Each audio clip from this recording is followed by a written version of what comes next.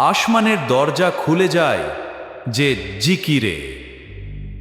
আব্বু আমাকে একটি দোয়া শিখিয়ে দাও। হ্যাঁ বাবু, অবশ্যই। শোনো, বিসমিল্লাহ বলে শুরু করো। বিসমিল্লাহ। খুব এমন ভালো। একটা দোয়ার কথা বলবো যেটার আমল করলে আপনি আকাশের দরজাগুলো খোলার সক্ষমতা রাখেন।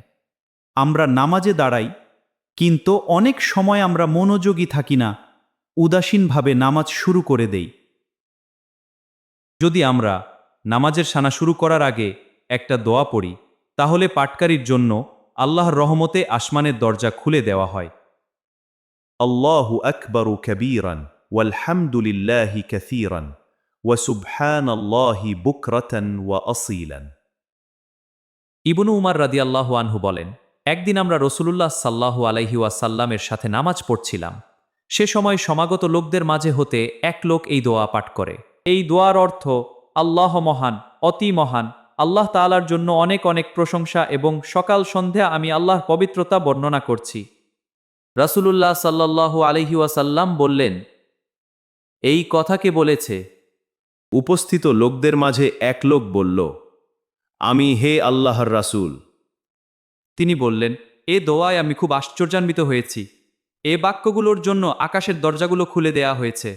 ইবনু উমার রাদিয়াল্লাহু আনহু বলেন, রাসূলুল্লাহ সাল্লাল্লাহু আলাইহি ওয়াসাল্লাম এর কাছে আমি এই কথা শোনার পর থেকে কখনো তা পাঠ করা পরিহার করিনি। আরেক হাদিস থেকে জানা যায়, নবীজি বলেন, 12 জন ফেরেশতা এ কলেমা তাড়াতাড়ি করে তুলে নিলেন। প্রিয় বন্ধুরা, আমরা ইনশাআল্লাহ নামাজের আগে এই কলেমার আমল করব আর সবাইকে আমল করতে উৎসাহিত করব। বন্ধুরা, তোমরা যদি এমন সব গুরুত্বপূর্ণ দোয়া সম্পর্কে জানতে চাও, আমল সম্পর্কে বিস্তারিত জানতে চাও, আমাদের দোয়ার ডায়েরি এই ইসলামিক চ্যানেলটির সাথেই থাকো।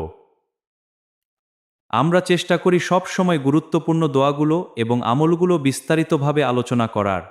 বাবা, আমিও তোমার সাথে বসবো। আসো আম্মু। আব্বু আমাকে একটি দোয়া শিখিয়ে দাও। হ্যাঁ বাবু, অবশ্যই। শোনো, বিসমিল্লাহ বলে শুরু করো। বিসমিল্লাহ। খুব ভালো। এরপর বলো আলহামদুলিল্লাহ। আলহামদুলিল্লাহ। ঠিক আছে।